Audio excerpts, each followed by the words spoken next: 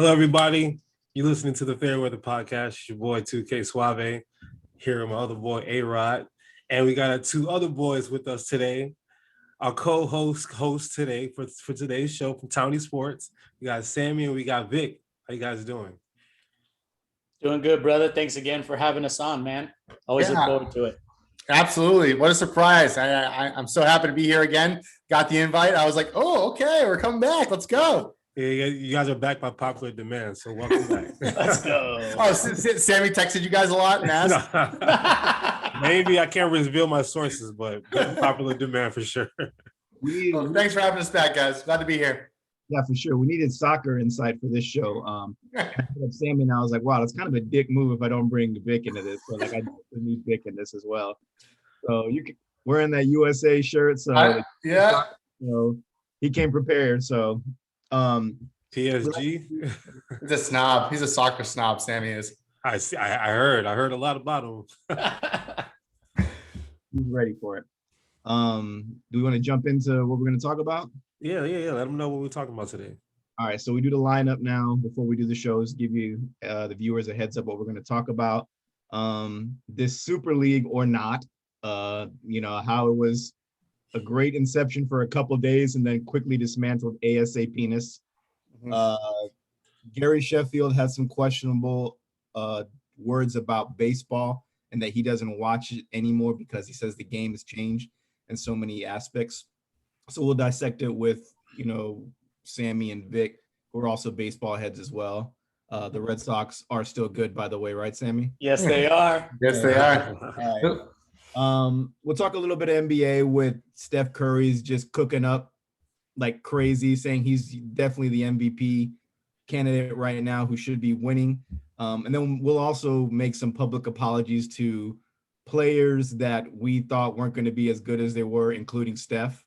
And then last, we'll have a fun segment where Katie decided to make his 12-man roster of the best players of all time. So we'll give each of us our 12-man rosters, which probably will look alike, except for Vic's might be all entire Celtics. But other than that, they should be kind of. This is a 12-man roster that you would want in a game. So so Daniel Tice 12 times, right? Can I just clone him? or the White Mamba. Ryan Scalabrine. I met him once, and he was a gentleman and a scholar. That's good. Did you see him school that high school kid like a couple days? Oh my God! Yeah, it's a pro athlete, man. High school kids are crazy nowadays. Gen Z, man. No shame. He just didn't. He's just like, come on, kid. That was very disrespectful. Very. Let's go ahead. Let's dive into things. Sami is the total soccer geek, so he actually played a game right after this and then came on the show, which is pretty dope, keeping it all in theme here. Soccer is, decided to the Super League started to come out and say, hey, a bunch of clubs are getting together. The big six from Champions League, 3 from Series A and 3 from Spanish League, right? Am I right on that? And say we're going to make this entire new league and we're going to call it the Super League for now. And then as soon as all this happened, fans started to go in riot. The league started to go in riot, and it became dismantled ASAPness. I don't know why I like saying that, but it's just really funny. So it got dismantled really, really quick, and it's looking like it's on hold is what they're saying now. Is this a good move for soccer? What do you think? Let's kick Sami, take it away. This is you. So I want you to kind of just give us a nice little breakdown of what happened, and then take it from there. So what they proposed, and I looked all into it when it was first proposed, and I thought it was preposterous. It was a proposed 20-team league. So 12 were started. So as A-Rod mentioned, 12 were automatically in, and they were called Founders Clubs. And well, lo and behold, the Founders Clubs are who? Manchester United, Chelsea, Real Madrid, Barcelona, teams everybody knows, right? They're the richest clubs in the world. Yeah. And then they wanted to expand it to 3 more and make that 15 teams automatically in, and then leave 5 extra spots for 5 other teams. So pretty much the rest of Europe has to just battle it out for the other 5 spots for this league. And so it just created this huge issue all across soccer, because it kind of just degraded the integrity of soccer because if these 15 teams are automatically in it, it totally disrupts any sort of competition going forward. Yeah. So my take on it is like, it's kind of a dick move in a way. That's kind of like saying, oops, sorry about that.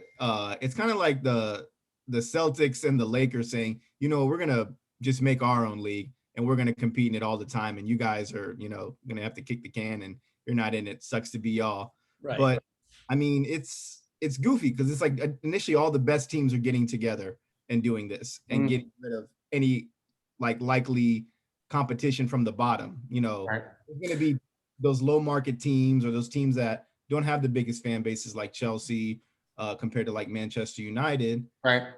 and all of that, and they're not even given an invitation into it. So like nobody Like wants Leicester. But why did they do it? It was all about money, right? It's all about money. So if you look at the EPL clubs that decided to take part, and honestly, it felt like the start of the Americanization of international soccer. So if you look at those EPL teams that were joining, I think 5 out of the 6 were run by Americans, and one was run by Man City. Or Man City is owned by an Arab, a Saudi group, right, Sammy? Right. So a lot of the people in England and in Spain and in Italy, in these countries where those teams were going to leave, felt like they didn't have a say because their teams are being run by people that aren't in England. But in my opinion, the Super League, and I'm just trying to take a different approach here. I mean, the Super League, the best analogy I heard was the Super League would be like if the top college football programs like Alabama, Oregon, the top programs just formed their own league and didn't even play with any of the other leagues. So there would be no relegation, right? Those top 15 teams would be there every year.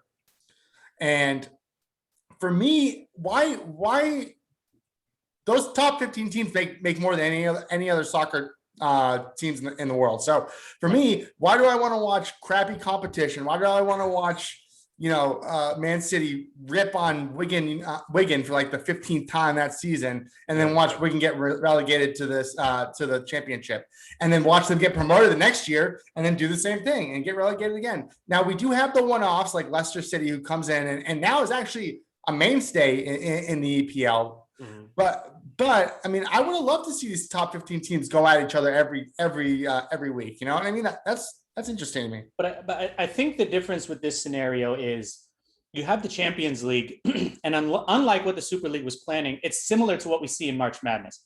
So in the Champions League every year, there's always a random lower team that ends up making a slight push. I mean, at the end of the day, your round of 16 is going to be pretty much all the same guys. So to your point, Victor, it's going to be your same mainstays, but you always get those one or two teams like Ajax a couple of years ago that made such a deep push, made it to the semifinals that nobody expected. They didn't spend as much money as the 3 other teams that they were playing against. Right.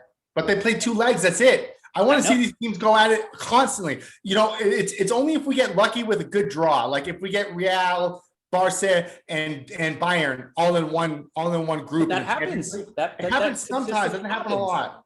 Most of the time, it does. Well, not with those top 3 teams, not those powerhouses. I mean, you look at just this Champions League just now. Look at the draws we have. All right, that's true. Yeah, I mean, I think this helps with the and then to kind of piggyback off what you were saying on Monday to counter what the Super League was trying to say. UEFA, the governing body, passed an amendment to change how the Champions League model is. So to your point about the Americanization, they're changing it to a more Swiss model where they expand it to 36 teams. And this is going to take place in 2024. So you'll have 10 matches, 5 home and 5 away, and everybody's kind of bunched up. So it's not going to be all the different, groups anymore. It's going to be everybody's bunched up. You play 5 home games, 5 away games against random competition.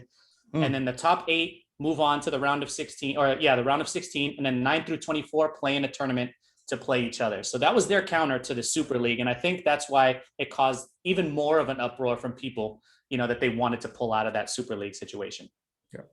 Do you feel like it was like a panic move? Because obviously with COVID and everything, they haven't had fans, and we're talking about billion-dollar, organizations, and they haven't had fans. So I think maybe viewing might be down now. Do you feel like this is just a move that they've made because they're not hitting their profits right now, or do you think this is something that's been brewing for like a few years? I think it's a little bit of both. I definitely do. I've heard rumblings of this happening. And I think it was more of a sense to change how the Champions League is set up and kind of gear it again more towards the richer teams, which in my eyes, it's already geared towards the richer teams. It is. It really is, and they're making all of the money off of this. And was it going to happen? Like, sadly, I was afraid that this was going to happen. Like, I was afraid that this thing we were going to see a Super League next year. I think also, to your point with COVID, it pushed the envelope for them to want to pass this a lot faster. And I think that's why you saw all the teams jump on it so quick. Well, they jumped off just as quick. I mean, all the EPL teams are out. Well, because look at what happened to Chelsea. Look at all the fans stopping the bus from entering the campus. Like, I mean, that's insane, though. That's insanity. I mean, I get it. They want to save tradition, but it's like, at the same time, these clubs are a business. Yeah.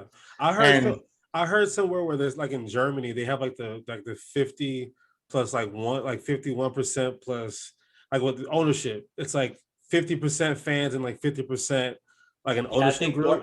Borussia Dortmund. Yeah. So like the Green Bay Packers. The Green Bay Packers situation. Is that something that, I don't know, because, obviously it showed how much the fans have an impact on, what's going on, because if they wanted to start the super team thing, they would have done it if it wasn't for all the fans rioting and protesting. So do you think, like, in like the Champions League and EPL, would it ever be like a thing where there's like partially fan ownership and you know what I mean? Is that a possibility? I think if you look at just the impact of soccer, and I'm not trying to just brag or anything, but you have, I want to say you have 1/2 of the global population has some sort of vested interest in soccer. Yeah. Right? Like, you're talking about 3.5 billion people. Well, I just gave a rough estimate, right? That's still a lot. 3.5 billion people watch soccer. They pay attention. They're all into it. They spend money to go to the games. They fly.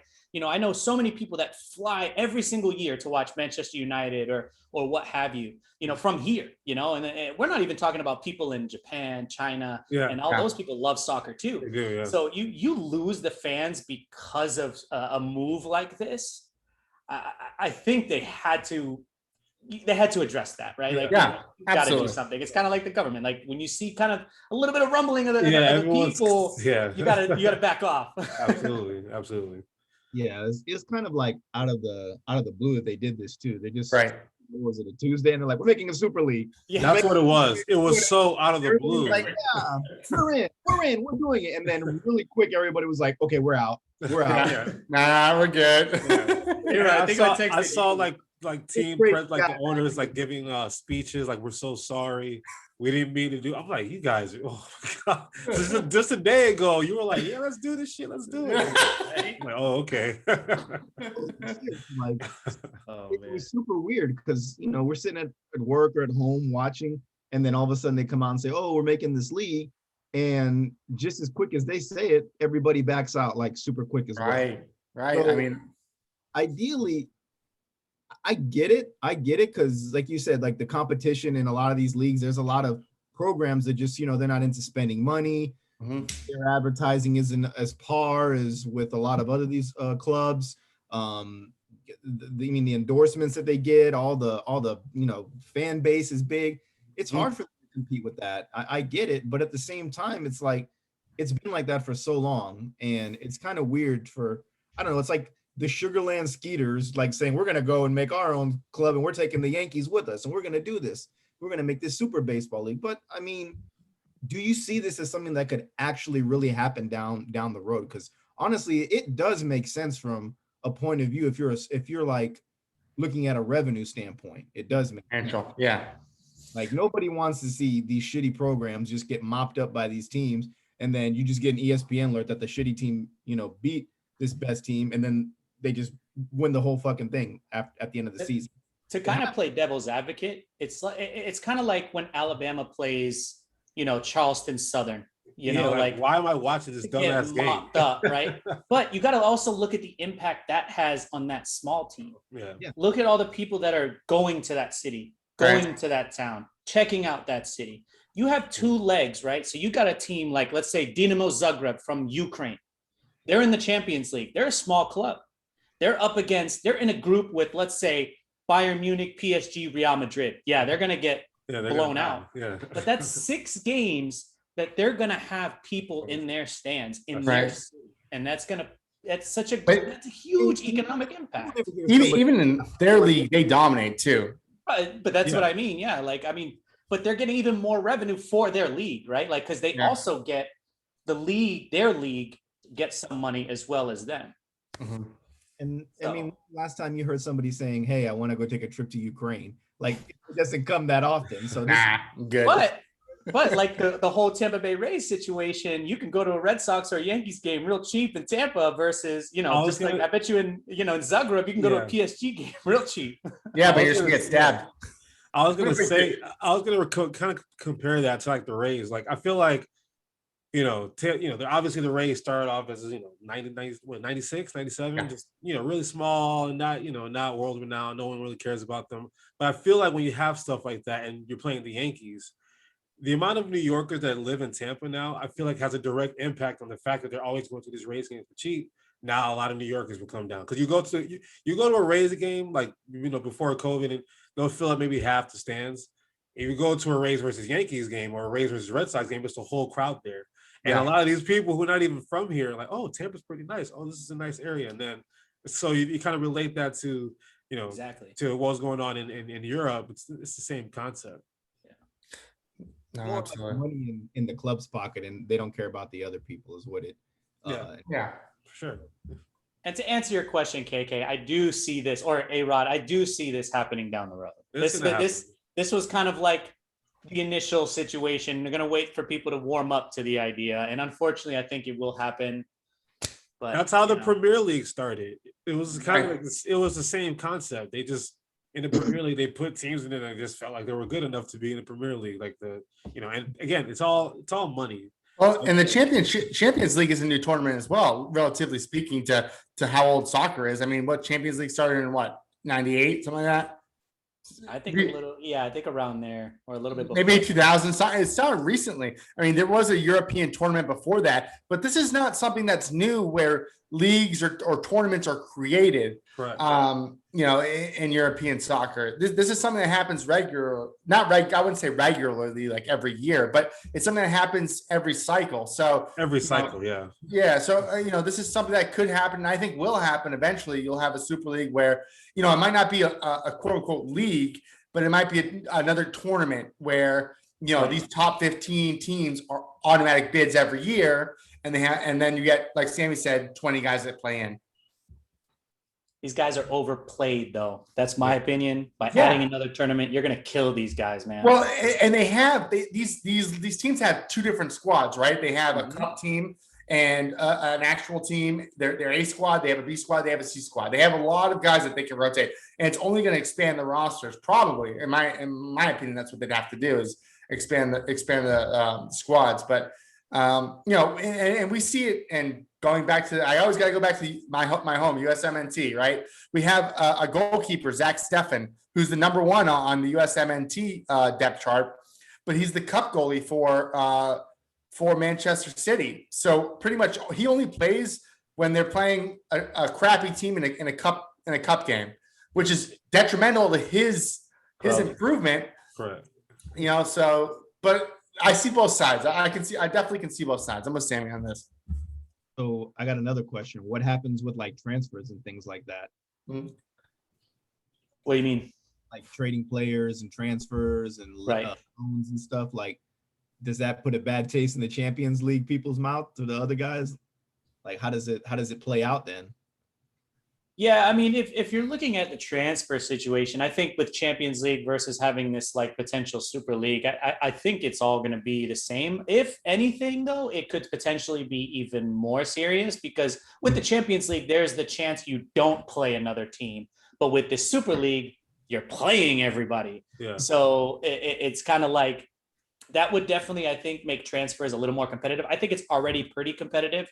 And I guess that add on to my next point is like, if it's not broken, what are you trying to fix? Like, how much more money do you want to get? There's no seed to them to a billionaire. There's no such thing as it's enough. Like, you're trying to get more billions and more billions and more billions. Like, there's always, if there's a way they can find a way to make, I mean, there's a lot of money that was on the table that they're having to walk away from. They're going to find a way to get that money.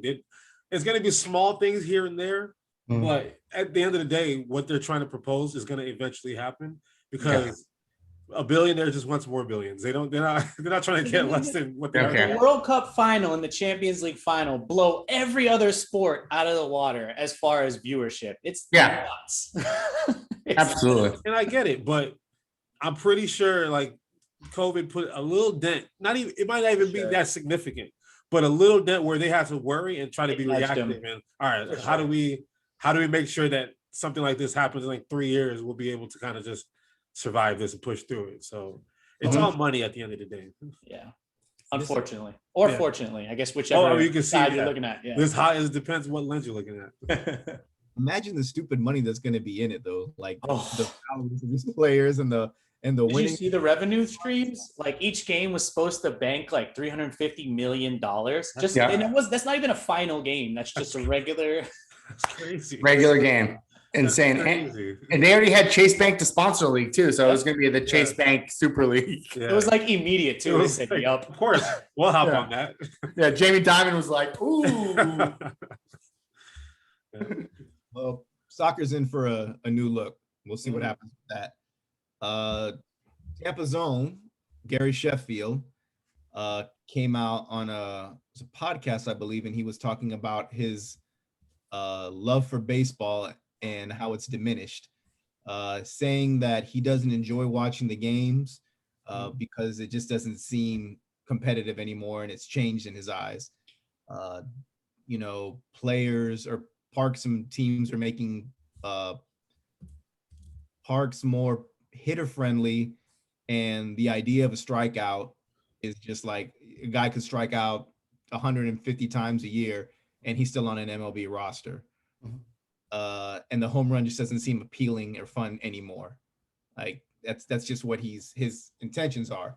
So I looked up Gary's stats, and I got to give him credit because he's almost a 300 hitter lifetime. He's 292, which is pretty fucking good. Yeah, that is really good. He's never struck out 100 times in a season, so that's admirable in baseball if you don't strike out 100 times. Yeah. Yet there's guys like Chris Davis who's been occupying a roster for the last like 8 years with 150K. Say that again. I like to repeat some certain things. Say that again, because I look at how he's so. Say it again. Chris Davis is occupying an MLB roster while striking out 150 times a season. Because I don't know why. Because he hits dingers. Hits dingers.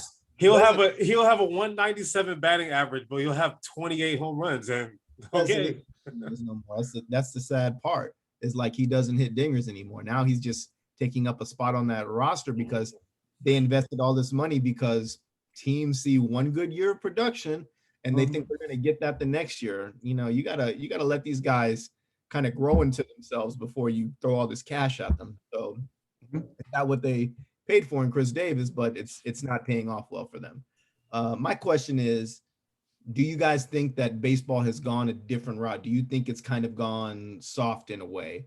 Like, are parks really hitter friendly? What are your takes on it? I think so I looked up some stuff because I actually love this topic that you brought up. I wouldn't necessarily say it's hitter friendly. I do see the point, like now that you're kind of like elaborating on what he had mentioned. So I looked up a couple stats. It took me a little bit. I had to pull it all in Excel, but the league-wide batting average last season to 2018 was around 260. In 2010, it was 272. So you're looking at 10 years, you're looking at a 12-point drop in batting average, which is pretty significant if you're talking about the entire league. Yeah. Now, the strikeout rate the last two seasons was about 20%, so pretty high. This season right now, it's 24%. In 2010, that same season that I'm telling you, where the league batted 272, it was only 16%. So you're looking at a 4% increase in strikeouts. And I think what we're looking at here, to Gary Sheffield's point, you got StatCast and analytics coming in. We're seeing players change their hitting approaches for launch angles, exit velocities, and they're caring more about these small little details to be able to hit more home runs. And just to throw this little example out there, Andrew Benintendi was kind of my perfect example. Like, he was a prospect that was supposed to be almost as good as Mookie Betts, based on how he came up through the minors. They screwed with his whole approach to the plate, and just now he's a shell of himself, and he's 27 years old. And I just think, like, there's something to be said about how the hitters are hitting now. We're not seeing hitters hit for average, to your point, A-Rod. And it goes with, we're trying to see these guys swing for the fences every time. And that's, I think I see what they were trying to do with it to make baseball more exciting, because when we think about the prime time of baseball, we think about Sammy Sosa, we think about that whole that home run era, you know what I mean? Like, that was, Bring steroids back. Yeah. So I mean, but at what cost, right? Like Thanos said, or like Gamora said, well, what did it cost? It cost the Yankees. But to Sammy's point, I'm not really on board for these strikeout fests, really, because I think it's strikeout percent, not including this year, has gone up 16 years in a row. And I found a nice article by Sports Illustrated that referenced actually that the strikeouts increased the time of play. So the average minutes between balls in play in 1998 was 3 minutes and 4 seconds. In 2018, it was 3 minutes and 45 seconds. Okay. So the time, what that drills down to is the time of a game in 1998 was about 2 hours and 49 minutes. Now, in 2018, it was 3 hours and 4 minutes. Okay. Yeah. That's a lot of time, dude. That's a lot of time. And they're talking about the drop of baseball, like why baseball is dropping, why fan bases are dropping, and why they're losing millennials and Gen Z, whatnot. It's because of the time of play. Baseball is too long. Too long. These games go way too. If you sit down for a Yankees Red Sox game, A-Rod and Sammy, how long are we going to be there for, man? 5 hours? 4 hours. Easy. The average, I think, the average 2 years ago for the Red Sox Yankees series was 3 hours and 45 minutes. That's too long, bro. Way too long. That's Way too long. long. No, Especially, I was watching like the postseason, and like you get to like the World Series, the game starts like at 9 o'clock. It's like 1 o'clock in the morning. I'm like, yo, why is this game still on? What are we doing here? I don't know. I've played baseball my entire life, so I've been a big baseball fan. I could watch the shittiest teams duke it out for 6 hours. I don't care. So I love the art of baseball. I love watching it, dissecting it. It is hard appealing. I mean, if I'm the only fan there, it just sucks, but it is hard to appeal to the younger generation now. And I think that just becomes, more in the community or the school programs trying to endorse baseball as the sport to play, as opposed to football, basketball, blase, as KK would say. But in my opinion, like I have this argument with my father all the time, who grew up in West Tampa. He's a West Tampa prodigy, playing baseball with the likes of Tino Martinez's and a lot of those guys over there. Lived around the corner from Lou Piniella. My dad's West Tampa royalty. So when he watches baseball, he literally dies. Like, it's like sitting with one of those old guys. It's like remember Trouble with the Curve, where Clint Eastwood was the old head, counting the guys. My father he should literally do that for a living. He can literally dissect a player and tell you what his strengths and weaknesses are. And when he sees these guys strike out over and over and over and over again, it gives him, like, it gets his blood boiling. So I think the strikeout is definitely a thing that should be brought up or even like looked at, because it's kind of dumb in a way. If there's a guy on your team batting 102 and he's got 8 home runs as of now, like, that guy needs some hitting, like he needs some coaching. Yeah. That's like literally the guy that's at your job that turns in the project on time, and it's kind of good, but he did it like the day of. He did it the day of, and you can tell like he didn't put his name on it. He didn't sign the document that needed to be turned in. You know, it's all these different things, you know. So I think baseball just, and Gary Sheffield kind of has like I don't want to say he doesn't have anywhere to speak on this, because he was mentioned in that steroid report, even though he wasn't caught. He was mentioned in that steroid report. He wrote a book about it, and it came out, and he said that he was training with Barry Bonds, and they put some cream on his knee that didn't have steroids in it. Wink, wink.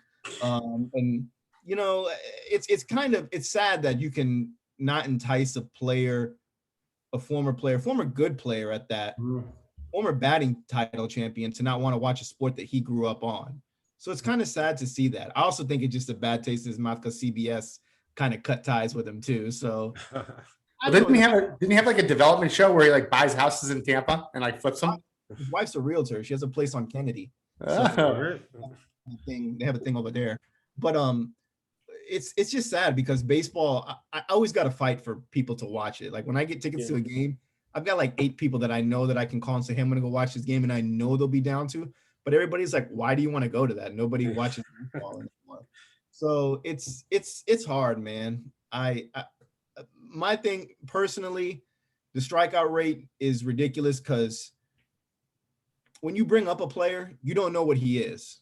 Like, for instance, look at Cody Bellinger. Cody Bellinger is a perfect example of it. He batted his first year, I think it was like 318, something like that, high 300s. Did very well. And then the next year he had a really bad year. He batted like 2 something. Then he had another good year, won MVP. And ever since then, people have figured him out. Pitchers are figuring out the way guys hit. Oh, he's a pull hitter. Oh, he's going to hit it this way. Oh, he's an oppo hitter in this situation. Oh, he hits this style. And they know how to pick these guys out, and they don't become appealing anymore. It's the guys that stay relevant, like, you know, the Mike Trouts. They know how to approach a bat and know how to, you know, come up with the right stance at the plate and where to hit the ball. The Mookie Betts, all these guys are. You had to do that, really? Come on. Don't rub it in. Don't rub it in. He's not. Man, I genuinely like the guy now that he's not a Red Sox, but he's definitely a top 5 player in the league, and he's never going to be bad until, you know, the end of his career, when he doesn't want to hang it up and they're using him as a DH at this point. That's when he'll start to decline. I looked at Frank Thomas's fucking numbers, man. Frank Thomas was hitting 300 every year. He's a lifetime 300 hitter. Frank fucking Thomas. He hit bombs, dude. He hit bombs. He did hit bombs. But again, steroid era. Like steroid era. Like, no, bring him back. Who cares? Everybody's taking him as fair. Hot take. Give everybody steroids. Let them duke it out. Thank man. you. Listen, that's what they were doing before, and I was okay with it. It wasn't like it was just hitters taking roids. It was the pitchers too. Clement. Everybody. I mean, come on. Everybody. So to me, listen. What's sad about baseball is the 2 greatest players of the game are on that list, and didn't need to take steroids. Barry didn't need that. Barry was a 40 guy. Roger Clemens too was phenomenal. Yeah. And let me ask you this, because I saw a House of Highlights thing on Instagram, and the question was, should they ban steroid users from the Hall of Fame? I saw that too, and I voted no. What do you guys think? I mean, I said no too, and most people were yes. I know. I was like, why? That's so.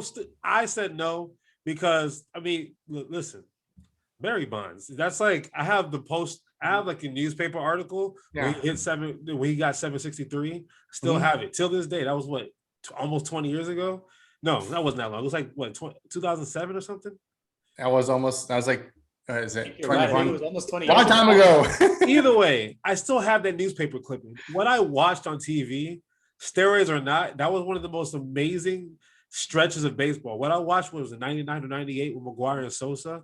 I'm a little kid at that point, and I'm just starting to get into baseball because of that. Like, and it was, and I know for a fact it wasn't just hitters. It was pitchers. It was everybody. And listen, the game to me was a lot more entertaining then. I feel now, like Moneyball is one of my like favorite movies, and that's when all the analytics and everything started. Analytics to me has been like ruining sports for a while now. Like in the NBA, they're so heavily reliant on the 3 ball. when it's not like the three ball is not going to win you a championship. It's just more entertaining to watch. And the scores are 130 to 125. But when it's the NBA Finals, it's not like the three ball is the reason why you win the NBA Finals because you play defense. And football, it's the same thing. Defense are running the football. And they try to make it more passer friendly. But when you watch this, you look at the Super Bowl and look at the stats. Whoever had the best defense and whoever ran the ball well in January and February. In baseball, it's like everyone, it's just, I don't know, it's geared, it's too like the Blake Snell thing that just happened. Like that made me so sick as a sports fan to see something like that, because like you watching like a man play a sport or a woman play a sport, you know whether or not they're deterred or not. You know whether or not if their mental is not on. Blake Snell was fine. And there was never any reason to pull him. But the analytics say blah, blah, blah. And the analytics backfire as it always does, because you never win a championship with analytics. And so I feel like that has a lot to do with strikeouts and more home runs. And it's just, it's not, everything is to like the three ball. You're trying to get ahead faster. Hitting home run is going to get you ahead faster. Hitting a single, it's boring. He got the first base. Hitting a double, it's a little more exciting. Hit a home run, it's like, you get to flip the bat and, sayonara and do whatever your celebration is. So, but also remember when Jose Bautista hit that home run and everybody caused an uproar when he flicked his bat. That's just stupid. Like, that was beautiful, on, man. Like that's another point to be brought up. Like there's too many old farts watching baseball that don't want these guys to have any sort of flair. Remember, I mean, pretty sure those guys Sammy Sosa was flipping his bat all the time. I mean, when you hit 68, 69, 70 home runs in this season, I'm going to flip my bat all day, Baseball, in my opinion, baseball is like, it's like art for me. I really love baseball. The batter's approach, the pitcher to read the batter, everything is like, artsy fartsy to me. And if they can make a movie about Kevin Costner at like 50 years old going out to pitch a no-hitter, could you imagine if they tied analytics in that? If he was out there in the ninth inning and he had like 112 pitches thrown, and some fat guy with glasses came out, he's like, "Hey, I got the iPad. It says you throw many pitches." He's like, "I'm about to retire tomorrow, asshole." No, you throw too many pitches. We got to take you out. No, his X-Step's too high. We got to get him out. Bad velocity, blah, blah, blah. That movie for the love of the game until analytics. Like, it's insane. Yeah, to me, I love the analytics, but I agree with you, A-Rod, where I don't like how it affects certain situations. Correct. At a certain point, it's good to use them to kind of, as far as before or after a game, to kind of look at where your team stands. But when you're doing it in game, like for the Blake Snell thing, like there's some things that you can't put on numbers, and that's the heat of the moment, the adrenaline rush. Like this dude freaking is dealing right now. Let him go. Right. And I love it for the NBA. I'm going to go on record and say I love it for the NBA. I love checking tracking numbers for the NBA. I love plays per possession. I love turnover percentage, all that stuff, all the advanced stats for NBA. I think actually helps the game. Granted, of course, all the analytics are saying throw up as many 3-pointers as you can right now. And you're absolutely right, KK. Defense it just never wins. It's like, okay, it's cool. No. It's a good product. Right. It's an entertaining product. Right. But at the end of the day, like if I'm trying to win a championship, screw all of that. I'm trying to win a championship. Analytics. Absolutely. The reason why these like James Harden can never win a championship is because analytics won't let him. And Houston is a very analytical place. And now he brought D'Antoni, Mr. Analytical, with them to Brooklyn. And analytics is not going to work for the Brooklyn Nets. But I think analytics are good when you're trying to measure individual performance, right? Yes. And team performance, not necessarily in-game situations like what Sammy was saying. So I like analytics for that reason. And I know we're getting a little off topic here, but no, it's fine. But I like analytics as a whole to measure the ability or what this player's skill set is in this situation, whatever situation that may be. But when you're using it in in-game situations, like Alex was, he was joking and saying, the fat guy in the corner is like, that's too much, dude. Gotta get out of there, my guy. But he's right. He's right. I mean, it's silly at that point. Like, come on, dude. Like, you see this guy, he's giving his heart out there. Let him finish the game. Yeah. Absolutely right in that, in my opinion, in that aspect for sure. Can you imagine the story Blake Snell will have to tell his grandkids if he never wins a World Series? Grandpa got there, he was wheeling and dealing, And then my manager took me out of a game. And then you know what they did to me next season? They got rid of me. They got rid of me. Come on. The only analytics that I pay attention to in sports is for the Knicks, and it's how many fouls does Mitchell Robinson have before they got to take him out the game. That's the only analytical approach I have because they're wheeling and dealing on everything. I think with analytics, you have to look at it. Yes, you got to have that fat guy with the glasses looking at this shit. And then when he's like, "Hey man, Kemba's turning the ball over 5 times a game," you start to look at that. And if it keeps progressing or going up, you got to be like, "Hey Kemba, you're turning the ball over a lot, and that's causing X amount of points on the opposite end." Right. Things, But then when Kemba, if you pull Kemba aside and say that, that's another ball game in my opinion. It's gonna light up, fire in his ass. Like, I got to stop turning the ball over. Mm-hmm. But if you're just like, "I'm taking you out of the game because you turned the ball over too much," you're paying me X amount of money to start on this franchise and be on this franchise, and you're gonna bench me for analytics. Mm-hmm. Players have bad games. I get they have a stretch of bad games, but your history speaks for yourself, in my opinion. You'll see a decline, and the decline is when you start to get over your prime. And players that aren't in that prime, there's no reason to stick analytics on. Like baseball, in my opinion, is the most superstitious sport. You've got to do all these superstitious things when you come up to bat. If a guy doesn't, take the straps off of his gloves 2 times and swing the bat in the air 2 times before he comes up to the bat, it's fucking with his head because that's his procedure to go up there. If a pitcher doesn't take the rosin bag, throw it up in the air, spank his ass, spank his shoe, fucking grip his hat, do something stupid. If Fernando Ryan didn't go up there with a sideways hat like that every time, do you think he could throw a strike every time? No. It's superstitious. It's crazy. There's a lot of things that play into it. And then even when a pitcher starts getting, hits on him, it's because he's mentally not there. And it's up to the coach to be like, this guy's not in the game. Right. I was watching the Twins game today against Oakland. Kenta Maeda is a stud. He gave up 7 runs. If a pitcher for me is my starter and it's 3 innings and you've given up 7 runs, you're gone after run 4 at the 3rd inning. Like, you're gone. Yeah. I got a bullpen that's good, and they can get me through these games. That's the thing. That's what you have a bullpen for. They can go there for 2 innings, to the next guy, to the next guy, to the next guy. But they use all these analytical things because they want to save guys for the playoffs. They want to save them, time so they can cool off and stuff. Dude, Bob Gibson used to go out there and pitch fucking shutouts in a row. One year he had 13 shutouts in one season. Like, get the fuck out of here. Come on, man. Nolan Ryan. Baseball is just becoming really soft on a lot of players too, in my opinion. Like, it's just player protected. And I still do think it's hitter friendly. Like, I really think they're like making it trying to do more because they want more home runs. So they make the park a little smaller. Shakes dig the long ball. That's what they say. Right. Look at the porch in Yankee Stadium. Everybody makes fun of it all the time. Like, it's all this crazy thing. Yeah. No, for sure. Baseball's got to get back on track to become appealing. Let's switch to another topic now. Mr. Steph Curry is cooking, as he always has been. Wardell. Boy knows how to score still. He's saying that he's the MVP candidate right now. They asked him who's the MVP candidate. He said, I think it's me. We've gone back and forth all year. We've said Embiid. We've said Harden. I've been saying Steph's on that list all year, though. I have been saying. Vic. I did say that at the beginning of the year. He was one of my MVP picks if they made the playoffs. I like Steph. I agree with you. Steph is definitely I think he's what kind of ruined it for NBA teams. I think the way he was shooting, they're like, we need to find a 3-point shooter. Like, JJ Redick can do that. If Steph can do it, JJ can. JJ can shoot threes. Right.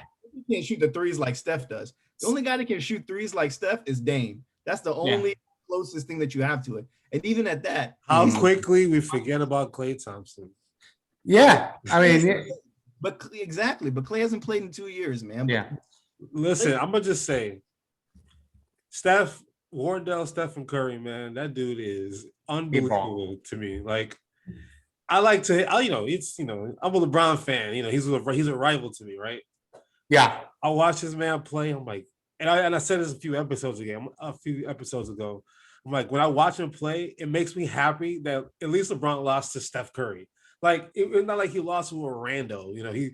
He's lost to Tim Duncan. He's lost to Steph Curry. He's lost to Dirk Nowitzki. I'm okay with that. You know what I mean? Because when I watch Steph play, I'm like, this guy's an all-timer. Like I won't put him ahead of Magic, but I mean, I've never seen anybody like him.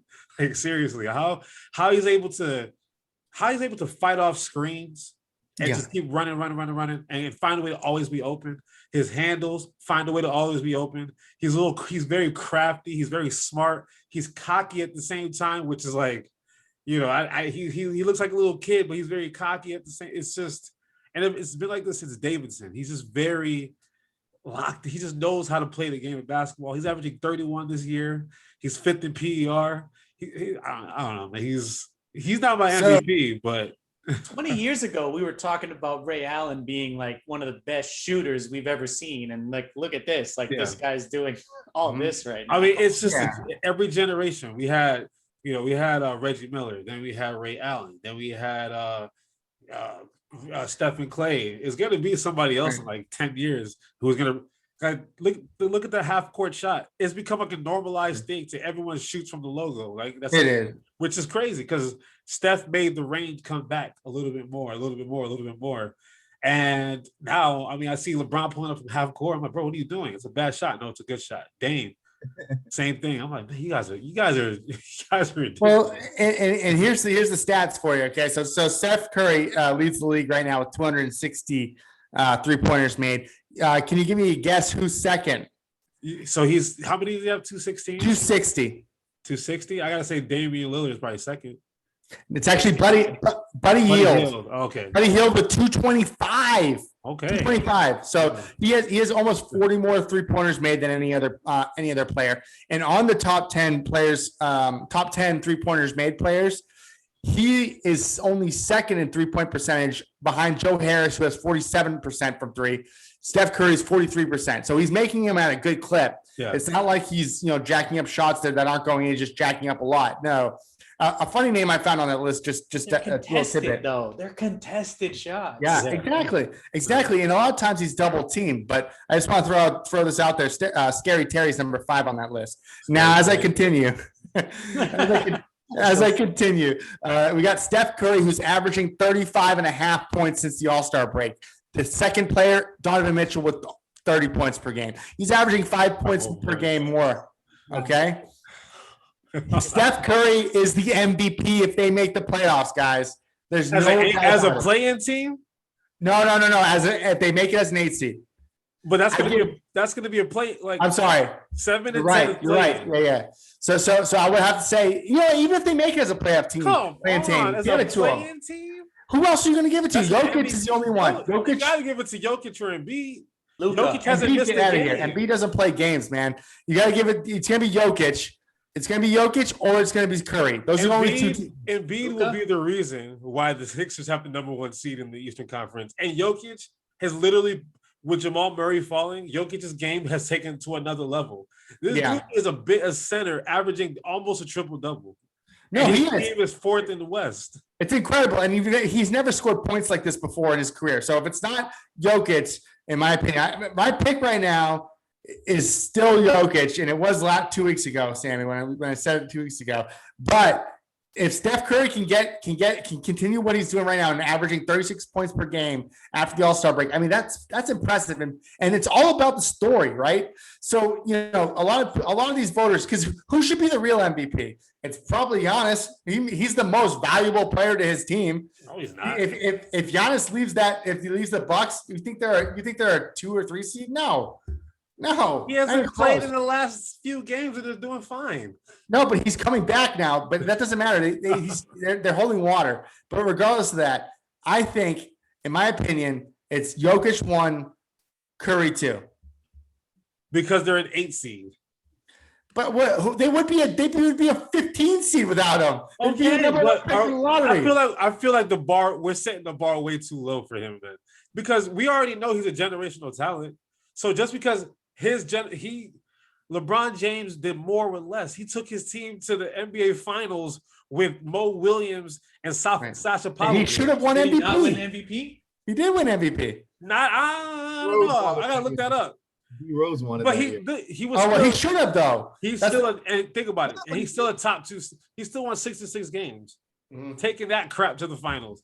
Steph they're barely treading water. They have defensive player of the year, Draymond Green. They have defensive player of the year. They have Bears in the league. Prior, they have every girl's favorite player, Kelly Oubre. They have the number 1 overall pick, Andrew Wiggins. They got some talent. And Andrew Wiggins.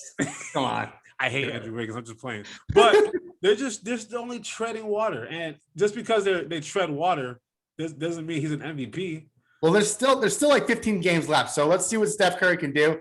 I mean, if you're looking at it now, I mean, if I had told you at the beginning of the season that the Suns would be a game and a half out of first place without, and the Lakers aren't even in the running for it, and the Clippers, forget about it. I mean, if I told you this would be the landscape at the beginning of the season, would you guys have believed me? I mean, we have Utah 1 right now, Phoenix 2. This is insane. Yeah, and they get no love. I don't know, A-Rod. What you think, A-Rod? Well, the lay of the land of the West is definitely strange. It's very foreign, but with that, it's 2 big injuries to 2 big players. Like that, if Paul George and Kawhi Leonard were both hurt, you would see the Clippers dropping too. You know, if Chris Paul wasn't there and Booker was hurt, you'd see him dropping too. If Gobert was hurt and Mitchell were hurt, you'd see them dropping too. So that's 2 pivotal players on your team, with the rest of the team that has to kind of get it together. Steph, how many times has there been an MVP that has been named that has not made the playoffs? Has that ever happened? I don't recall. Not my. I think it actually may have happened once, and I have to do my research. But I think continue. So my argument to that is Steph is an MVP candidate. He's definitely right now. If we had to like end the season right now and say who our top 3 are, he's my 3rd. He has to be my 3rd because JoJo has the biggest fight. JoJo, where the 76ers are, is because of Embiid. Embiid is playing. I told KK this, like, if I had to give, we're going to give our I'm sorries to a lot of players or players that we each think deserves an I'm sorry from us. And mine was going to be Joel Embiid, but I actually sat down and watched him this year. And that boy is pretty nice, man. I didn't think he was nice with it like that. He made Rudy Gobert look, soft as fuck. So did Ben Simmons make him look soft as fuck. But Steph, KK was saying in the year, like, Steph's not going to be the same without Clay. It's not the same type of production isn't going to be there. The Warriors are obsolete. They'll be last place again. And I was like, yo, I said they'll probably be an 8 seed. I go watch the film and watch the tape and go back. I said, don't need an 8 seed. Run the film back. Run it. Like, seriously, that's exactly what I know. I know an 8 seed. But listen, just so to answer your question, Kareem Abdul-Jabbar is the only one. 1975, 1976, he averaged 17 rebounds and 27 points a game and 4 blocks and 5 assists. Bucks or Lakers, Kareem? That was Bucks. That was his first year with the Lakers. Oh, wow. First year with the Lakers. All right. So my argument to Steph is like he has to be an MVP candidate. Is he my number one? Candidate, yes. Absolutely. But I gotta hear Sammy's take on this too. If we had to choose an MVP right now, it definitely has to be Jokic, though. Jokic has to be the front runner right now for what's going on. And the production he's putting out and just his overall play it's all up. But Embiid is my 2 right now. All right, Sammy, go ahead. I mean, I don't know how to follow up with everything you guys just said. I mean, there's no wrong answer with all the points everybody made. The only one that I want to throw in the sauce is my boy Luka. I've been saying it from the beginning. Yeah, you have. I mean, I don't even think the Mavericks would be in any sort of playoff conversation without Luka. And not only are they not, like they're 7 right now. They're the 7 seed right now. I think they were playing. That's another playing lost team. 2 games, but I mean, Luka didn't have Porzingis for at least 15 to 20 games and was still getting dubs. Like I think you got to throw Luka in the mix as well. But you see how I see it, like there's a lot of different levels that have to come to this. So like I remember like when Russell Westbrook won it a few years ago, and their team was like a 6 or 7 seed or something like that. That's just because he averaged a triple double, which he's now about to do for the third or fourth Again, time. I saw that. Which is like he makes a triple double seem like it's easy to do. He also pads his stats. But that's a combo for another day. He does, but guess what? He has the energy to do that 82 games out of the year or 72 this year. God bless him. I can't say nothing about that. But to me, like Luka, I love Luka. Okay, I would never, ever talk anything about Luka. Luka is like one of my favorite players in the NBA.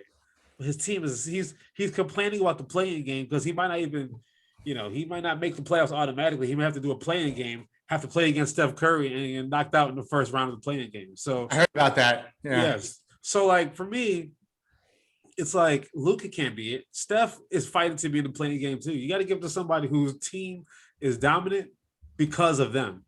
Jokic's team is dominant because of him. Embiid's team is dominant because of him. Steph Curry's team is not dominant. I would even put probably not anymore. I was going to say Damian Lillard is having the same impact on Portland this year. He is. And Portland has struggled with injuries this year. And the only reason that where they are is because of Dame. You're absolutely right, KK. And you know what? That did slip my mind. But you might have convinced me, actually. I'm not going to lie, to back down on the Steph Curry love. But damn, I forgot how much Dame made the Trailblazers, kept them afloat. He's literally doing the same thing. Luka's doing the same thing.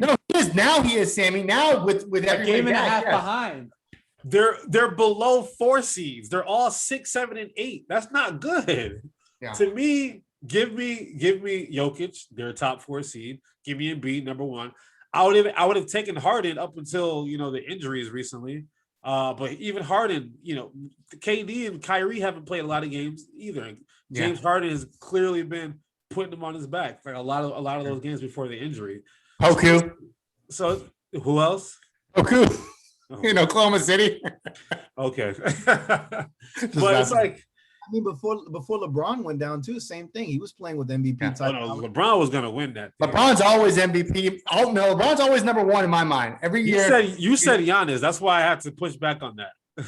Well, no, but because LeBron got hurt, but Giannis should be the MVP I know I'm sorry. I'm going to stop talking about MVP, but I think Giannis is the default number 2 MVP, my pick every year. LeBron, like we need to appreciate who LeBron James is. That's all I want to say. We don't have to talk about it right now because I could go 2 more hours. KK, I heard a quote the other day. It was on a Boston podcast, not ours. It was a different one.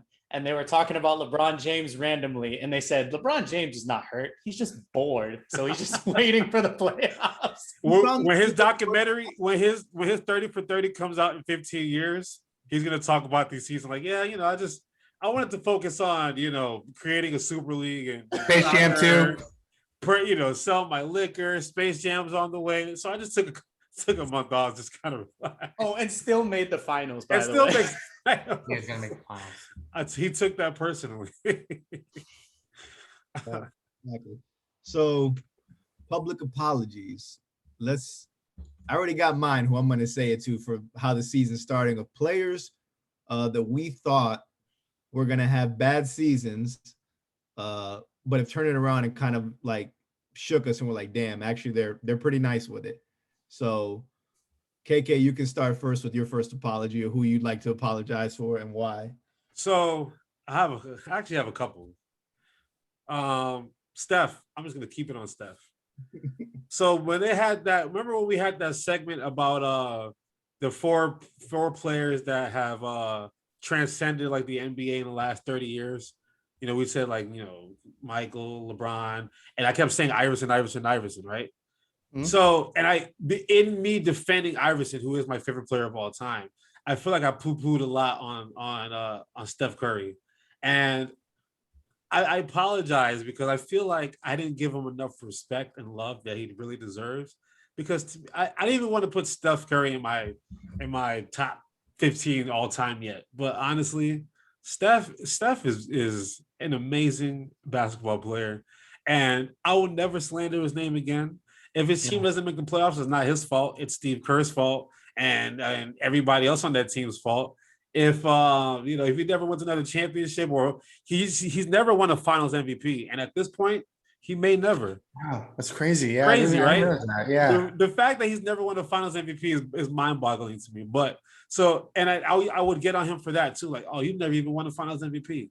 I'm sorry, Steph. In 20 years, I'm going to make sure that I remember this conversation that I'm having with you fellas right now, because I really do feel bad that I didn't give him enough love that he deserved. And in that All-Star game when he was playing with LeBron, I was like, man, this could be a match made in heaven. So I'm sorry, Steph. Come play with LeBron. I mean, if you want to come to Philly, that's great, but I know that's not going to happen. So go play with LeBron. Go win a couple more rings. He may let you win Finals MVP one of these years, and I'm sorry. I have one more apology, because the last time you guys were on, we actually spoke about this guy, Zion Williamson.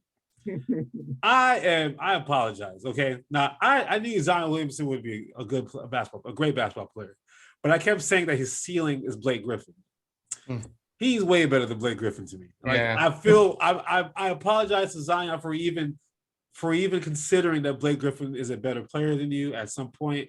I just thought they were both very, explosive athletes. Now, I still do have concerns about his weight, and I still do feel like his game is not developed yet.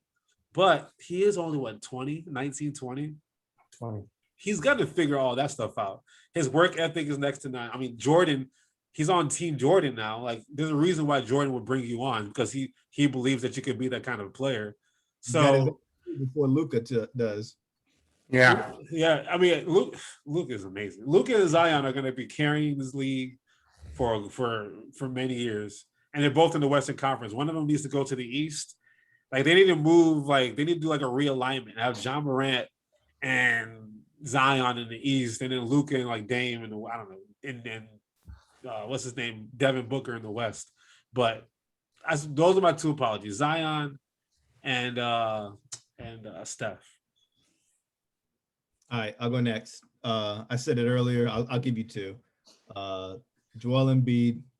I never thought he was that good because he always got the injury bug, or stomach bug. He eats too many cheeseburgers, makes too many Doritos commercials. That's so sad. So I just didn't think he had it in him to win after that, series of draft a center. Trust the process. We're gonna stick with this guy now, So it worked. He's playing top-notch ball. He's making defensive player of the year candidates look like scrubs, and it's got a nice mid-range, man. His mid-range is beautiful. This is nice. It's like Kevin Garnett's. Yeah. Okay. Relax, my guy. Hold up there. Hold up. Figured us on purpose. I know. JoJo, I'm sorry, man. Like, I didn't think you had it, but I've been telling KK every episode, man. JoJo's nice. So did you guys know that Joel Embiid's averaging 38 points a game against the Boston Celtics this year in 3 games that he's played? 38 points a game in 3 games that he's played. I'm going to leave that there. Conference finals. So I'm just going to leave that there. My other public apology, I think everybody's been wanting to hear this all year, is to the franchise behind me, the New York Knicks. I am so sorry. I did not believe in you. I did not think this was going to pan out. Tom Thibodeau. Yeah. I didn't think Sammy said at the beginning of the year, oh, you got Tom Thibodeau. Get ready for your players' knees to be running to the ground. I didn't think Quickly was a good pick. I thought it was a dumb pick. I thought Julius Randle wasn't going to be this. This was what I expected year 1. But you know what? Orange Julius, man, you're shocking me, man. That's my boy. Why don't I throw you in the MVP talks? It kind of scares me because you're averaging a triple-double and you're almost 4th in the East, which is nice. Almost. You're hanging in there. But he's coming around. Quickly's looking good. The team has good chemistry. They're all young. Nobody's overpaid there. I'm happy for all that. We've got Nerlens Noel, who is, thank you, KK, a shot blocking machine, like journeyman shot blocking machine, but 7-game win streak. Knicks, I'm sorry, man. I've always been ride or die, but I've always been the same type of guy that's a realist, and y'all have broken my heart so many years. Would you say that the Knicks are back? Or is it just make the playoffs and the Knicks are back? Just making the playoffs. Jesus. Even if it's a play-in game? No way. We're not going to be a play-in game. They are going to be a play-in team. I mean, I don't know. So we're good there. They're the Hawks right now. That's funny. The The Hawks are. Hey, look, the Hawks are good. Boston's good too. That's another team I was about to start like trashing for the last couple of weeks, and then, I mean, they've ascended. So you guys are right of the ship. I'll give you that. Yeah, don't worry. We trash them enough for you. Don't worry. Yeah. All right, public apologies, fellas. Who do you think? Who you got? I'll let Sammy go first. All right. This one's going to be kind of random, but only because I want to piggyback off your guys' podcast when you were talking about centers and all that stuff. So I would like to publicly apologize to Nikola Vucevic. I wanted no part of him for the Celtics. I wanted nothing to do with him. I don't want a center. I hate the center position as far as like what I thought he was as a center. But then I look more into it, watch a few more games of his, and that boy can shoot. That boy can rebound and he can post. That dude's a so baller. I publicly apologize to Nikola Vucevic. That boy can play. I told you. I know. I I love Vooch. Now, my public apology, we wouldn't be hosts of Townie Sports, Sammy, if one of us didn't mention a Boston Celtic. And I'm going to publicly apologize to Marcus Smart. Marcus Smart. Yes. At the beginning of the season, I kept shitting on him and just saying, this guy just takes dumb shots. Like, what is he doing? And then we lost Marcus Smart for a while. You were bad. Well, it was not great. He saw. It was not great. Our defense was trash. I didn't realize the impact he made not only on the court, but in the locker room as well. I feel like he's definitely the voice in that locker room. Now, whether you agree with it or not, he is. Yeah. He's the glue that holds them together, I feel like. And when they go through a bad stretch, he's the one that gets in their asses and say, guys, it's time to get together and play, because we're losing games right now. And I feel like a lot of the other guys can be aloof, Jason Tatum included. So having a fire starter there like Marcus Smart is so important. And just to because we didn't have a podcast this week, so I just want to say one thing: the Jabari Parker signing was great, and I love it, and it's working out fantastically. When Evan Fournier comes back, watch out, guys, because the Celtics are going to run the East. I just hope you guys match up with with Brooklyn somehow, first or second round, and just wax them, just destroy him. Because I feel like either you guys or Miami are actually the best fit to do it, because you guys, Miami is just don't give a shit about nothing. They're dogs. They just want to kill and eat. And I feel like Boston has like this, historical like magic that can just sprout during the playoffs. So I'm terrified of Brooklyn. I want a 4-5 against Miami, win that, and then end up playing Milwaukee in the second round. And then, I think we can take Milwaukee. I'm not afraid to be honest. I wouldn't be afraid of Milwaukee, but Durant, Embiid, Embiid wants to kill you guys, just so you guys know. So Embiid's soft too. He just and then speaking about Marcus Smart, like as a Sixers fan, like I hate Marcus Smart as the Celtic. But I pray every year that Philly is like, hey, why don't you come on over here?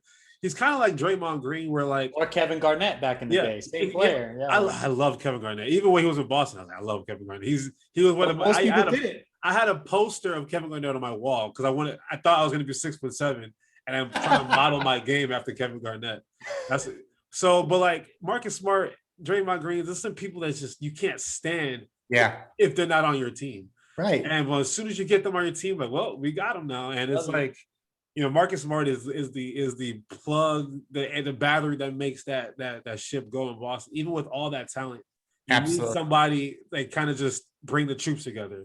Mm-hmm. And like Miami talks about that with Udonis Haslem. Like, he wasn't during the Big Three era. It wasn't like he was the best player on the team, but they needed him just to kind of just keep everything, kind of together and everything. So it's important to have that for sure. Absolutely. What if Brad Stevens, what if y'all lose like first round and Brad Stevens like, by the way, I'm taking that Indiana job. Didn't that job already get filled? Huh? That job already got filled. Yeah, he turned it down. That's already took it. What's it like that crazy ex-girlfriend that's like, Brad, it's still on the table. We didn't hire anybody, Brad. Honestly, I'd say good riddance. See you later, buddy. I know you would. I know you're not all about the Brad Stevens. I don't mind him. I wouldn't mind another coach. Like Don't blame him. All your problems have to do with Danny Ainge, in my opinion. Because he Ooh, doesn't sometimes he doesn't know when to pull the trigger. Like he could have got Anthony Davis if he tried a little bit harder. There's a lot of players that there's no way. There's a lot of players way. that have slipped through the cracks, but they were a little too cheap or they didn't want to give up these 18 draft picks that they accumulated. So I don't know. Well, two of those draft picks turned out to be Jason Tatum and Jaylen Brown. So I mean, Marcus Smart. And Marcus Smart. But I will say I don't blame Danny Ainge at all. I agree that sometimes he can be timid. You know, would I have liked to have Miles Turner on this team like over nobody? Yeah. Probably. But I'm okay with where we're at now. Actually, I like how the team. You can't judge a team based on March, you know, November, January. You have to wait till April. You have to wait till, you know, things actually start shaping up and the playoff hunt, you know, gets into effect. So the team that we have right now with Jabari Parker, with Peyton Pritchard, with Evan Fournier coming off the bench, I like it. Sammy, what's the eye roll for? Nothing, man. It's a roller coaster of emotions, and I'm with you, KK. Like I'm actually somewhere between you and Vic, where I see where it's partially Danny Ainge's fault with not putting a roster properly together. Other than the top three, he did an amazing job assembling, or the starting five. That starting five is a great starting five. Yeah, and then that bench nothing else. There's literally nothing else. Right, because they're all young players. We didn't have any chances really to sign anybody this offseason because, I mean, let's be honest, Gordon Hayward kind of held us hostage. He's a dick, and he wanted to play video games, and I'm glad he's hurt. Sorry. Damn. Sorry. I see these Boston Celtics as like the Paul Pierce and Antoine Walker Boston Celtics, where you have Jaylen Brown and Tatum, and they're trying really hard to, but you can't. Those two, to me, one of them's got to go. And I've mentioned this a few times. You guys need to find a way in a few years, send Jaylen Brown to a team that has a chance to win, like they did Antoine Walker to Miami, build around Tatum, and get you a big like a Giannis. Because Giannis is going to realize that he can't win in Milwaukee. So you know how they went after KG? They go after Giannis, and they go get you a Bradley Beal, and now you have a Ray Allen and KG, a.k.a. Giannis and Bradley Beal with Jason Tatum championship. I'm telling you, that's the direction you guys need to go into. And I predicted this, and I believe this is going to happen because I would love that. Milwaukee will never win even mad at you, bro. At first I was like, he's fucking crazy, man. No way. And then like he's like, you get yourself a Giannis, you get yourself a Bradley Beal. I'm like, because think about it. Bradley Beal is eventually going to get tired of Washington. Yeah. And Milwaukee is not going to be able to hold on to the superstar that Giannis is going to become. Especially when LeBron's out the league, Giannis is going to be like this global. I'm telling you, he's a funny dude. He has a fun name.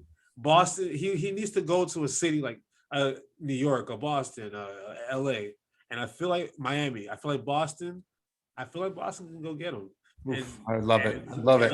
And have a little dynasty that you can probably build off of. Get my hopes up with free agent signings anymore, man. Zion wants to be a Knick.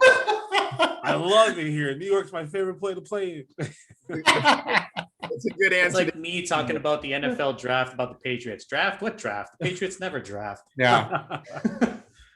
Hey, man, Julius Randle panned out. Like Stephen A. said, that's a day 2 signing that you announced on day 1. But, hey, man, it panned out, and I'm happy. It looks good. And like a day He's 1 good. guy. He's solid. Yep. Let's stick with the superstar talk. KD decided to give his top 12. So for this segment, Nick, we're sorry again. We're doing it to you, man. We're not doing where to go to college. So we're going to do our top 12 to piggyback off of KD giving his all-time top 12 roster.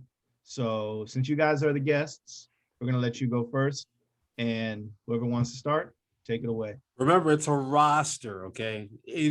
I feel like people are going to get like, oh, he didn't put this in his top 12. No, it's your roster, okay? So right. Make your roster. All time. Go ahead, Sammy. All right, so I'll start. So point guard, I got Magic Johnson, obviously. Backup, Jason Kidd. Shooting guards, I got 3. So I'm three deep at shooting guard, 2 guard. Michael Jordan, Kobe Bryant, and Dwayne Wade. Small forward, I mean, LeBron James. And honestly, LeBron James is on the bench. Larry Bird is starting. I don't care what you guys say.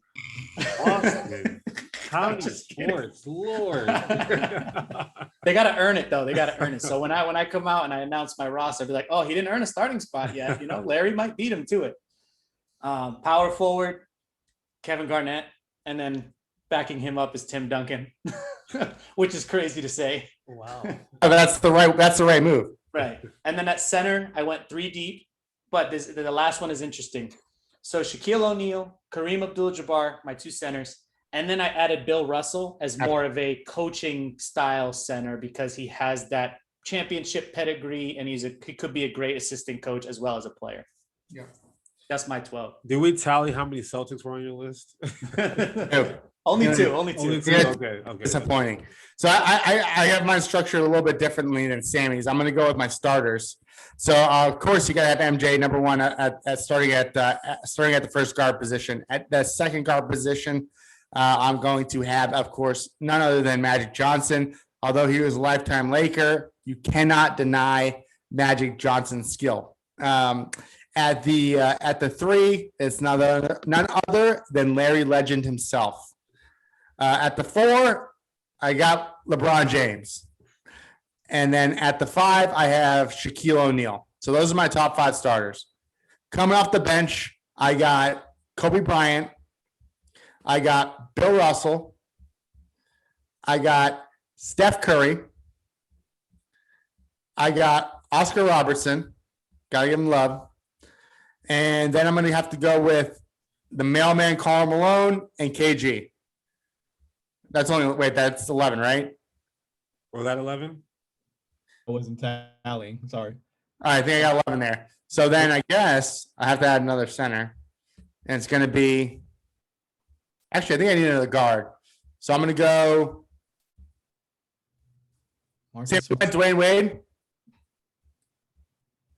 Dwayne Wade? I'm going to go Allen Iverson at my final guard slot. Good one. Oh, you're trying to impress me. No, I mean, AI, man. Best pound for pound player ever. Hey, that's my guy. That was my first basketball jersey, FYI. There you go. Look at you guys. I'm proud of you too. For sure. All right, you want to go, A-Rod?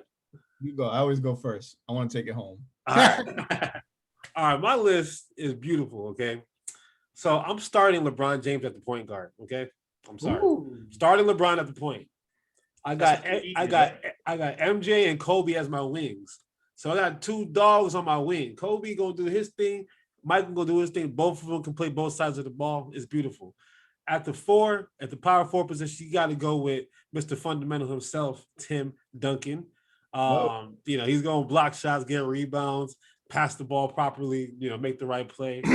And then at 5, the most dominant player that's ever played the NBA, Shaquille O'Neal. You're not going to be able to stop any one of those 5, okay, with your starting lineups, okay? Off the bench, Magic Johnson obviously is going to be the backup point guard. I got Larry Bird coming off the bench as well to back up small forward. Okay. I got Hakeem Olajuwon and Kareem. Oh, I forgot Hakeem. I have Hakeem and Kareem as my other 2 big men. Mashallah. And then I have Oscar Robertson as well. That was beautiful. Oscar Robertson as well. And then I have Kevin Durant and Steph Curry. I have a lot of size. So I can run a lineup where it's like LeBron, MJ, Kobe, Durant, and Hakeem. And that's like you can't stop that. You know, or I could play big with Larry Bird, Magic Johnson, Shaq, Durant at the 2, and like, I don't know, Bird at the 3 or something. Like I can't believe I forgot about Kareem. You have to have Kareem. 39,000 points, bro. Oh my God, I completely forgot about it. Sub whoever I put in there and put Kareem in there because I cannot put probably the second best player of all time. You might have to take out Iverson then. No, I think I'm losing somebody else, but damn, I can't believe I forgot Kareem. Oh, KK. You can't see it. Same starting 5, man. Oh, really? All right. That's my partner in crime. My PIC.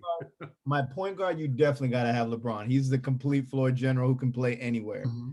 Gotta have LeBron running it. you got to have MJ and Kobe. Kobe could be on my bench and I could make Magic run the point, but just for the fun of it, I'm keeping both of those guys because they're basically the same type of player out there, just shooting. I mean, 6-man is not really a bench anymore, right? Yeah. You're a sixth starter. Yeah.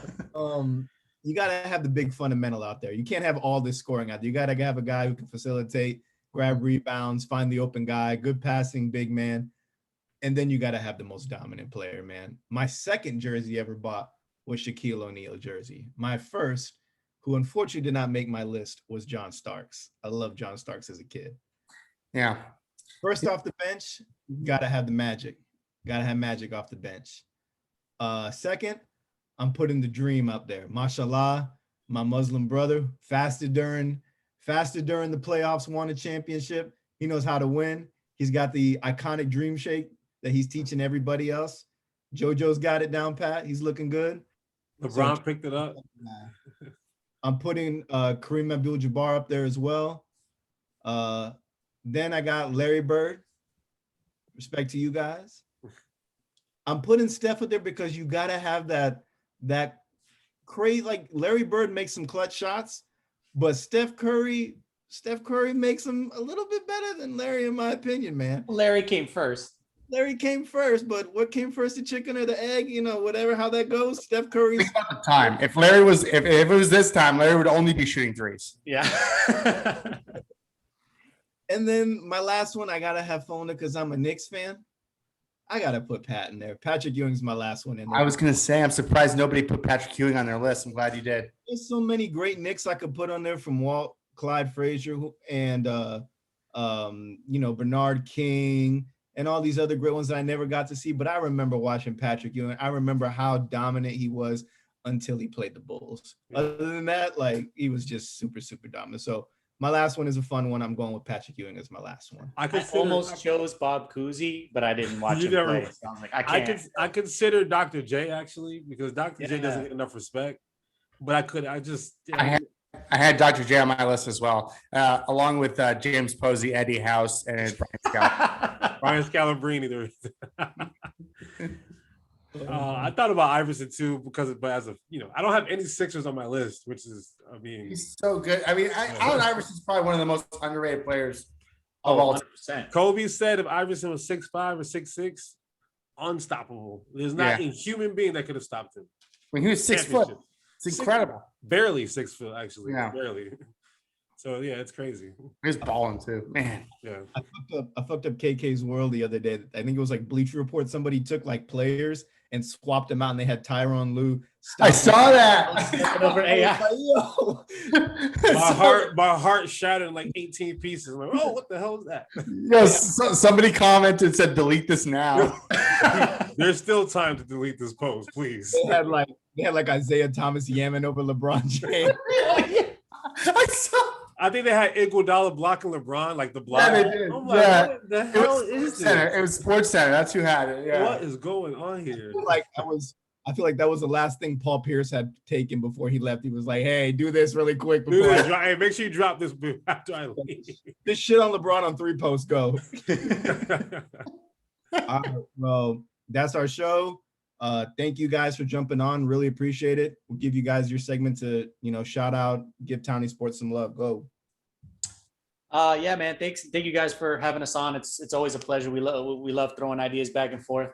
Subscribe to our, check us out at the same time. Townie Sports. We're with House of Fandom. We do a show every, was it Vic Thursday?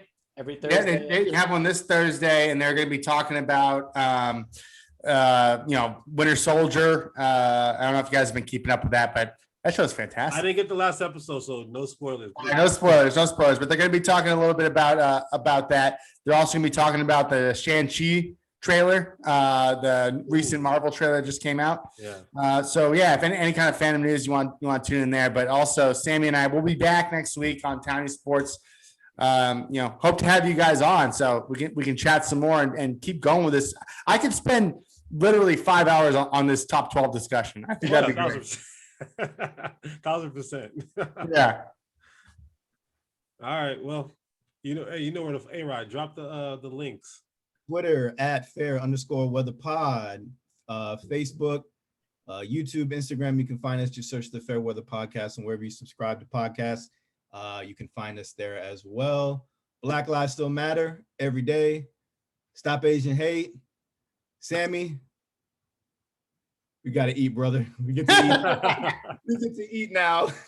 Happy Ramadan to my guys here, okay? Yes, sir. Yes, sir. Amen. Take care. Stay strong. Peace. Peace. Thanks, guys.